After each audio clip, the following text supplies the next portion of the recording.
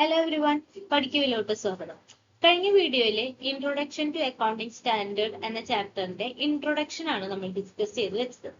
ഇന്ന് നമ്മൾ ഡിസ്കസ് ചെയ്യാൻ പോകുന്നത് എങ്ങനെയാണ് ഒരു അക്കൗണ്ടിംഗ് സ്റ്റാൻഡേർഡ് ഡെവലപ്പ് ചെയ്യുന്നത്, അതിന്റെ പ്രോസസ്സ് എന്താണ് എന്നുള്ളതാണ്. ഈ ചാപ്റ്ററിലെ second topic standard setting process. ഇന്ത്യയിലെ പ്രീമിയർ അക്കൗണ്ടിംഗ് ബോഡിയാണ് institute of chartered accountants of India. അതായത് നമ്മുടെ ICAI. നമ്മൾ CA ഒക്കെ ചെയ്യുന്നത് എന്തിന്റെ അണ്ടറിലാണ്? ICAIയുടെ അണ്ടറിലാണ്. ഈ ICAI 1977 ഒരു ബോർഡ് ക്രിയേറ്റ് ചെയ്തു. അതാണ് അക്കൗണ്ടിംഗ് സ്റ്റാൻഡേർഡ് ബോർഡ്. ഈ ഒരു അക്കൗണ്ടിംഗ് സ്റ്റാൻഡേർഡ് ബോർഡ് എന്ന് പറയുന്നത് ഒരു ഗ്രൂപ്പ് ഓഫ് പീപ്പിളിന്റെ കോമ്പോസിഷൻ ആണ്. ആരൊക്കെ അതിൽ വരുന്നത് നമുക്ക് ആദ്യം നോക്കാം.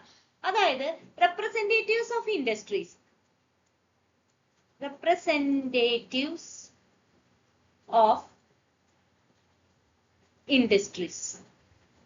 പിന്നെ രണ്ടാമത് വരുന്നതാണ് അസോസിയേഷൻ ഓഫ്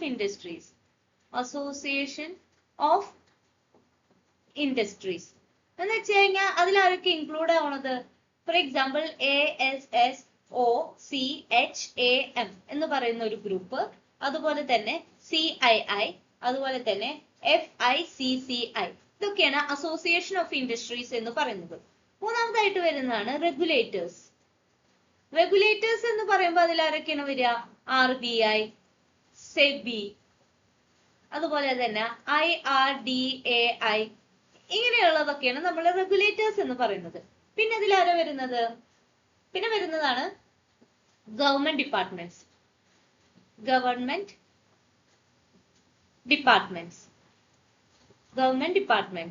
പിന്നെ വരുന്നതാണ് അക്കാഡമിഷ്യൻസ്. ഇവരുടെ എല്ലാവരുടെയും ഒരു കോമ്പോസിഷൻ ആണ് ASB എന്ന് പറയുന്നത്. അതായത് representatives of industries, association of industries, regulators, government department and associations. ഇവരുടെയൊക്കെ ഒരു കോമ്പോസിഷൻ ആണ് അക്കൗണ്ടിംഗ് സ്റ്റാൻഡേർഡ് ബോർഡ് എന്ന് പറയുന്നത്. ഈ ഒരു അക്കൗണ്ടിംഗ് സ്റ്റാൻഡേർഡ് ബോർഡാണ് ഇന്ത്യയിലെ അക്കൗണ്ടിംഗ് സ്റ്റാൻഡേർഡ്സ് ഡെവലപ്പ് ചെയ്യുന്നത്. നമുക്കറിയാം ഇന്റർനാഷണൽ അക്കൗണ്ടിംഗ് സ്റ്റാൻഡേർഡ്സ് ഉണ്ട്, ഇന്റർനാഷണൽ ഫൈനാൻഷ്യൽ റിപ്പോർട്ടിംഗ് സ്റ്റാൻഡേർഡ്സ് ഒക്കെ നിലവിലുണ്ട്. പിന്നെ എന്തിനായിരിക്കും ഇങ്ങനെ ഒരു അക്കൗണ്ടിംഗ് സ്റ്റാൻഡേർഡ്സ്? ഓരോ രാജ്യത്തിനും ആ രാജ്യത്തിന്റെ കസ്റ്റംസ് ഉണ്ടായിരിക്കും, ആ രാജ്യത്തിന്റെ ലോ ഉണ്ടായിരിക്കും, ആ രാജ്യത്തിന്റെ ബിസിനസ് എൻവയോൺമെന്റ് ഉണ്ടായിരിക്കും. ഇതെല്ലാ രാജ്യങ്ങൾക്കും ഡിഫറെന്റ് ആയിരിക്കും അല്ലെ?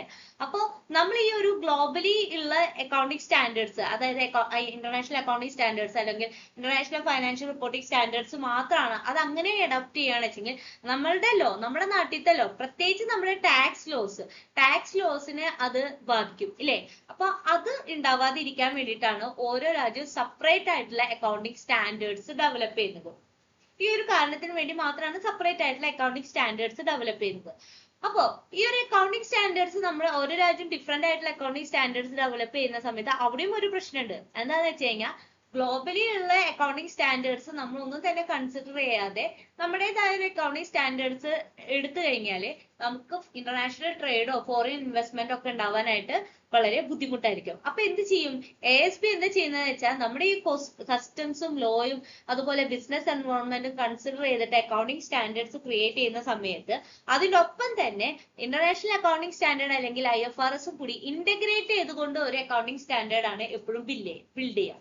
അപ്പൊ നമ്മുടെ നാട്ടിലെ അക്കൗണ്ടിംഗ് സ്റ്റാൻഡേർഡ് ബിൽഡ് ചെയ്യാനും അത് മാനേജ് ചെയ്യുന്ന ഒരു ബോർഡാണ് അക്കൗണ്ടിംഗ് സ്റ്റാൻഡേർഡ് ബോർഡ് അഥവാ ASB എന്ന് പറയുന്നത്. ഇത്രയും കാര്യം മനസ്സിലായി എന്ന് വിചാരിക്കുന്നു.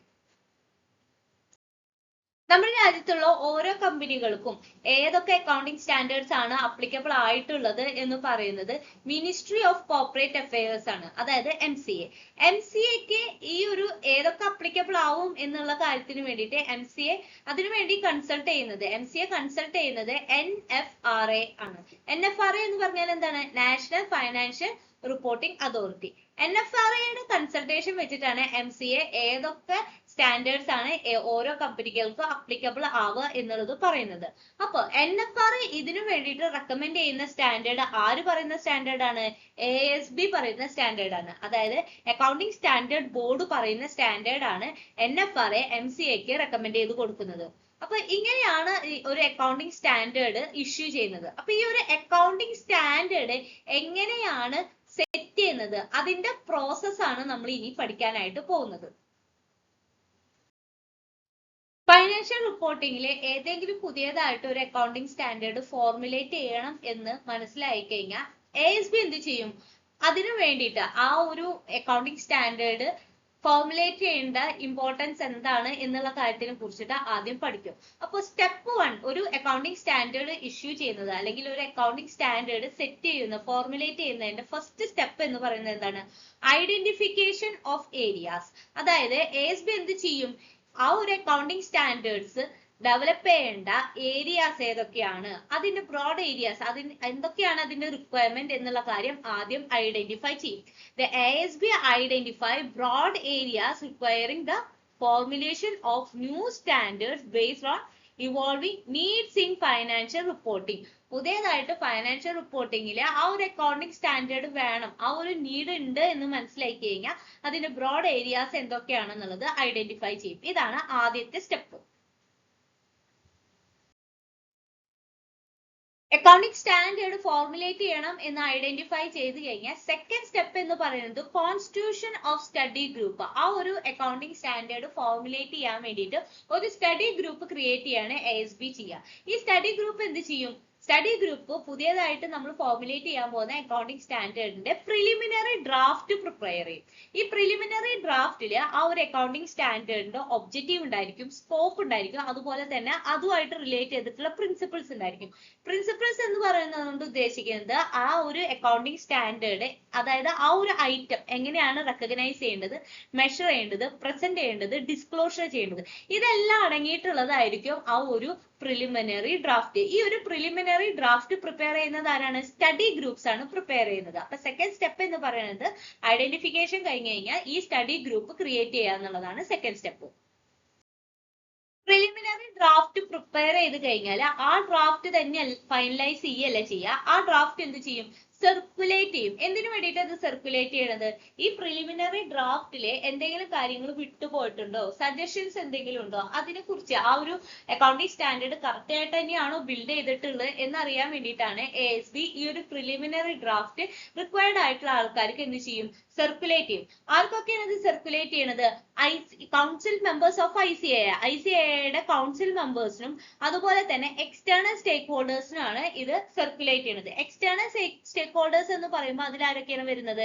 MCA വരുന്നുണ്ട്, അതായത് മിനിസ്ട്രി ഓഫ് കോർപ്പറേറ്റ് അഫയേഴ്സ്, അതുപോലെ SEBI, C&AG, അങ്ങനെയുള്ള ആളുകൾക്കൊക്കെ ഈ ഒരു പ്രിലിമിനറി ഡ്രാഫ്റ്റ് നമ്മൾ സർക്കുലേറ്റ് ചെയ്യും. സർക്കുലേറ്റ് ചെയ്യുന്നത് എന്തിനു വേണ്ടിയിട്ടാണ്? അവിടെ നിന്ന് സജഷൻസും കമന്റ്സും ഒക്കെ കിട്ടിയിട്ട് അതനുസരിച്ചിട്ട് ഈ പ്രിലിമിനറി ഡ്രാഫ്റ്റിൽ എഡിറ്റിംഗ് നടത്താൻ വേണ്ടിയിട്ടാണ് ഈ ഡ്രാഫ്റ്റ് നമ്മൾ സർക്കുലേറ്റ് ചെയ്യുന്നത്. അപ്പൊ അതാണ് തേർഡ് സ്റ്റെപ്പ്, ഡ്രാഫ്റ്റ് സർക്കുലേഷൻ. അപ്പൊ ഒരു അക്കൗണ്ടിങ് സ്റ്റാൻഡേർഡ് ഫോർമുലേറ്റ് ചെയ്യുമ്പോൾ ആദ്യം എന്താണ്? Identification of broad areas. അതായത് എങ്ങനെയാണ് ആ ഒരു അക്കൗണ്ടിങ് സ്റ്റാൻഡേർഡ്, എന്താണ് അതിന്റെ നീഡ്, അങ്ങനെയുള്ള കാര്യങ്ങളെ കുറിച്ചിട്ട് ആദ്യം നമ്മൾ പഠിക്കും. അത് കഴിഞ്ഞിട്ട് രണ്ടാമതായിട്ട് നമ്മൾ എന്ത് ചെയ്യും? ഒരു സ്റ്റഡി ഗ്രൂപ്പ് ക്രിയേറ്റ് ചെയ്യും. ഈ സ്റ്റഡി ഗ്രൂപ്പ് എന്ത് ചെയ്യും? പ്രിലിമിനറി ഡ്രാഫ്റ്റ് ക്രിയേറ്റ് ചെയ്യും. പ്രിലിമിനറി ഡ്രാഫ്റ്റ് ക്രിയേറ്റ് ചെയ്ത് കഴിഞ്ഞാൽ അത് എന്ത് ചെയ്യും? കൗൺസിൽ മെമ്പേഴ്സ് ഓഫ് ICAIക്കും അതുപോലെ തന്നെ എക്സ്റ്റേണൽ സ്റ്റേക്ക് ഹോൾഡേഴ്സ്, അതായത് ministry of corporate affairs, SEBI, അങ്ങനെയുള്ള നമ്മളുടെ എക്സ്റ്റേണൽ സ്റ്റേക്ക് ഹോൾഡേഴ്സിനെ അതെന്ത് ചെയ്യും? സർക്കുലേറ്റ് ചെയ്യും. ഇത് എന്തിനു വേണ്ടിയിട്ടാണ് സർക്കുലേറ്റ് ചെയ്യുന്നത്? ഇതിൽ ഇനി എന്തെങ്കിലും സജഷൻസും റെക്കമെൻഡേഷനും ഒക്കെ അവർക്ക് ഉണ്ടോ എന്നുള്ള കാര്യം അറിയാൻ വേണ്ടിയിട്ടാണ് സർക്കുലേറ്റ് ചെയ്യുന്നത്. സർക്കുലേറ്റ് ചെയ്ത് കഴിഞ്ഞാൽ അവിടെ കാര്യം അവസാനിക്കോ? ഇല്ല. അപ്പൊ സർക്കുലേറ്റ് ചെയ്ത് കഴിഞ്ഞതിന് ശേഷം ഈ സ്റ്റേക്ക് ഹോൾഡേഴ്സിന്റെ റെപ്രസെന്റേറ്റീവ്സ്, അതായത് MCAയുടെയും അതുപോലെ തന്നെ SEBIയുടെയും ഒക്കെയുള്ള റെപ്രസെന്റേറ്റീവ്സിനെ, ഈ ഒരു ഇവരുടെ സ്റ്റേക്ക് ഹോൾഡേഴ്സിന്റെ ഭാഗത്തുള്ള റെപ്രസെന്റേറ്റീവ്സിനെ വിളിച്ചിട്ട് ഒരു മീറ്റിംഗ് നടത്തും. എന്തിനു വേണ്ടിയിട്ട് ഈ മീറ്റിംഗ് നടത്തുന്നത്? നമ്മൾ ഈ സർക്കുലേറ്റ് ചെയ്ത പ്രിലിമിനറി ഡ്രാഫ്റ്റ് ഉണ്ടല്ലോ, ആ ഡ്രാഫ്റ്റിനെ കുറിച്ചിട്ട് അവരുടെ വ്യൂസ് എന്തൊക്കെയാണ്, അവർക്ക് എന്തെങ്കിലും കൺസേൺസ് ഉണ്ടോ, ഈ ഒരു ഡ്രാഫ്റ്റിൽ ഇനി ഈ ഒരു ഭാഗത്ത് തിരുത്തേണ്ടതുണ്ട്, ഇവിടെ ഇതും കൂടി ഇൻക്ലൂഡ് ചെയ്യാമായിരുന്നു, ഇതാണ് ഇപ്പോഴത്തെ നമ്മുടെ ബിസിനസ് എൻവയോൺമെന്റ്, അപ്പൊ നമുക്ക് അതിനനുസരിച്ച് ഇങ്ങനെയും കൂടി ചെയ്യാം, അങ്ങനെയുള്ള കാര്യങ്ങളൊക്കെ അവര് ഈ ഒരു മീറ്റിംഗിൽ ഡിസ്കസ് ചെയ്യാം. അപ്പൊ ഫോർത്ത് സ്റ്റെപ്പ് എന്ന് പറയുന്നത് ഈ സ്റ്റേക്ക് ഹോൾഡേഴ്സ് ആയിട്ടുള്ള കൺസൾട്ടേഷൻ ആണ്. Consultation with stakeholders. ഇപ്പൊ നമ്മൾ കറന്റ്ലി കൗൺസിൽ മെമ്പേഴ്സ് ഓഫ് ICAIക്ക് പ്രിലിമിനറി ഡ്രാഫ്റ്റ് നമ്മൾ സർക്കുലേറ്റ് ചെയ്ത് കൊടുത്തു. അതുപോലെ തന്നെ സ്റ്റേക്ക് ഹോൾഡേഴ്സിനെ, ministry of corporate affairs, SEBI പോലെയുള്ള നമ്മുടെ സ്റ്റേക്ക് ഹോൾഡേഴ്സിനും സർക്കുലേറ്റ് ചെയ്ത് കൊടുക്കുകയും അത് മാത്രമല്ല അവരുടെ ഒരു മീറ്റിംഗ് കൂടി കണ്ടക്ട് ചെയ്തിട്ട് അവരുടെ സജഷൻസും കാര്യങ്ങളൊക്കെ നമ്മൾ എടുത്തു. ഇത്രയും ചെയ്ത് കഴിഞ്ഞാൽ ASB എന്ത് ചെയ്യും? ആ ഒരു പ്രിലിമിനറി ഡ്രാഫ്റ്റ് എക്സ്പോഷർ ഡ്രാഫ്റ്റ് ആക്കി മാറ്റി ഫൈനലൈസ് ചെയ്യും. എക്സ്പോഷർ ഡ്രാഫ്റ്റ് പ്രിപ്പറേഷൻ ആണ് 5th സ്റ്റെപ്പ് എന്ന് പറയുന്നത്. ഈ ഒരു എക്സ്പോഷർ ഡ്രാഫ്റ്റ് എങ്ങനെ പ്രിപ്പയർ ചെയ്യുന്നത്? ആ മീറ്റിംഗും ഇതൊക്കെ നടത്തിയിട്ടുള്ള ഫീഡ്ബാക്കും അതിനനുസരിച്ച് ആ എഡിറ്റിംഗ് ഒക്കെ ചെയ്തിട്ടാണ് എക്സ്പോഷർ ഡ്രാഫ്റ്റ് പ്രിപ്പയർ ചെയ്യുന്നത്. ഈ എക്സ്പോഷർ ഡ്രാഫ്റ്റ് പ്രിപ്പയർ ചെയ്ത് കഴിഞ്ഞാൽ എന്ത് ചെയ്യണം? നമ്മൾ ഇതുവരെ പബ്ലിക്കിന് മുന്നിൽ ഈ ഒരു അക്കൗണ്ടിങ് സ്റ്റാൻഡേർഡ് പ്രസന്റ് ചെയ്തിട്ടില്ല. അപ്പൊ എന്ത് ചെയ്യണം? ഈ ഒരു എക്സ്പോഷർ ഡ്രാഫ്റ്റ് പബ്ലിക്കിന് മുന്നിൽ പബ്ലിക്കിന്റെ കമന്റ്സ് കിട്ടാൻ വേണ്ടിയിട്ട് നമ്മൾ എന്ത് ചെയ്യും? ഫൈനലൈസ് ചെയ്തിട്ടുള്ള എക്സ്പോഷർ ഡ്രാഫ്റ്റ് പബ്ലിഷ് ചെയ്യും. ഇതാണ് 5th step. Exposure draft preparation. Preliminary draft circulate ചെയ്ത് കഴിഞ്ഞാൽ അവിടെ നിന്ന് കിട്ടുന്ന ഫീഡ്ബാക്കിനനുസരിച്ചിട്ട് ഫൈനലൈസ് ചെയ്തിട്ടുള്ള ഡ്രാഫ്റ്റ് ആണ് എക്സ്പോഷർ ഡ്രാഫ്റ്റ് എന്ന് പറയുന്നത്. അത്രയും ചെയ്ത് കഴിഞ്ഞു കഴിഞ്ഞാൽ ASB എന്ത് ചെയ്യും? പബ്ലിക് കമന്റ്സിന് വേണ്ടിയിട്ട് ഈ ഒരു എക്സ്പോഷർ ഡ്രാഫ്റ്റ് പബ്ലിഷ് ചെയ്യും. ഇപ്പൊ നമ്മൾ എന്ത് ചെയ്തിട്ടുണ്ട്? പബ്ലിക്കിന് മുന്നിൽ നമ്മുടെ എക്സ്പോഷർ ഡ്രാഫ്റ്റ് പബ്ലിഷ് ചെയ്തിട്ടുണ്ട്. ഇങ്ങനെ ഒരു എക്സ്പോഷർ ഡ്രാഫ്റ്റ് പബ്ലിക്കിന് കിട്ടുന്ന സമയത്ത് അവരെന്ത് ചെയ്യും? പബ്ലിക്കിന് ഉണ്ടാകുന്ന മേജർ കൺസേൺസും സജഷൻസും ഒക്കെ പറയും. ആ ഒരു മേജർ കൺസേൺസും സജഷൻസും ഒക്കെ ഇവാലുവേറ്റ് ചെയ്തിട്ട് എന്ത് ചെയ്യും? ഈ എക്സ്പോഷർ ഡ്രാഫ്റ്റ് നമ്മൾ എന്ത് ചെയ്യും? റിവൈസ് ചെയ്യും. റിവൈസ് ചെയ്തിട്ട് ഫൈനലൈസ് ചെയ്യും. അങ്ങനെ പബ്ലിക് കമന്റ്സ് കിട്ടിയതിന് ശേഷം ഫൈനലൈസ് ചെയ്യുക എന്നുള്ളതാണ് നമ്മുടെ 6th സ്റ്റെപ്പ്. ഫൈനലൈസ്ഡ് ആയിട്ടുള്ള ഡ്രാഫ്റ്റ് നമ്മൾ പ്രിപ്പയർ ചെയ്ത് കഴിഞ്ഞു. ഫൈനലൈസേഷൻ കഴിഞ്ഞു കഴിഞ്ഞാൽ ഈ ഒരു ഡ്രാഫ്റ്റ് മാത്രമാണ് നമ്മൾ പ്രിപ്പയർ ചെയ്ത് വെച്ചിട്ടുള്ളത് അല്ലെ. ഈ ഫൈനലൈസ്ഡ് ഡ്രാഫ്റ്റ് എന്ത് ചെയ്യണം? ICAIയുടെ കൗൺസിലിൽ നമ്മൾ സബ്മിറ്റ് ചെയ്യണം. എന്തിനു വേണ്ടിയിട്ടാണ് സബ്മിറ്റ് ചെയ്യണത്? ഇത് നമുക്ക് ഇഷ്യൂ ചെയ്യാനുള്ള അപ്രൂവൽ കിട്ടാൻ വേണ്ടിയിട്ടാണ് സബ്മിറ്റ് ചെയ്യുന്നത്. ഇതാണ് ലാസ്റ്റ് സ്റ്റെപ്പ് എന്ന് പറയുന്നത്. ICAI വൺസ് ഈ സബ്മിറ്റ് ചെയ്ത ഫൈനലൈസ്ഡ് ഡ്രാഫ്റ്റ് എക്സാമിൻ ചെയ്തിട്ട് ഓക്കെ ആണെങ്കിൽ എന്ത് ചെയ്യും? അപ്രൂവ് ചെയ്യും. അപ്രൂവ് ചെയ്ത് കഴിഞ്ഞു കഴിഞ്ഞാൽ ആ ഒരു അക്കൗണ്ടിങ് സ്റ്റാൻഡേർഡ് ഇഷ്യൂ ചെയ്യാനായിട്ട് പറ്റും. 2 രീതിയിലാണ് അക്കൗണ്ടിങ് സ്റ്റാൻഡേർഡ്സ് ഇഷ്യൂ ചെയ്യുന്നത്. ഒന്ന് ICAIയും ഒന്ന് മിനിസ്ട്രി ഓഫ് കോർപ്പറേറ്റ് അഫയേഴ്സും. ICAI ഇഷ്യൂ ചെയ്യുന്നത് നോൺ കോർപ്പറേറ്റ് എൻറ്റിറ്റീസിന് വേണ്ടിയിട്ടുള്ള അക്കൗണ്ടിങ് സ്റ്റാൻഡേർഡ് ആണ്. അതുപോലെ തന്നെ MCA ഇഷ്യൂ ചെയ്യുന്നത് കോർപ്പറേറ്റ് എൻറ്റിറ്റീസിന് വേണ്ടിയിട്ടുള്ള അക്കൗണ്ടിങ് സ്റ്റാൻഡേർഡ്സ് ആണ്. MCA ഇഷ്യൂ ചെയ്യുന്നത്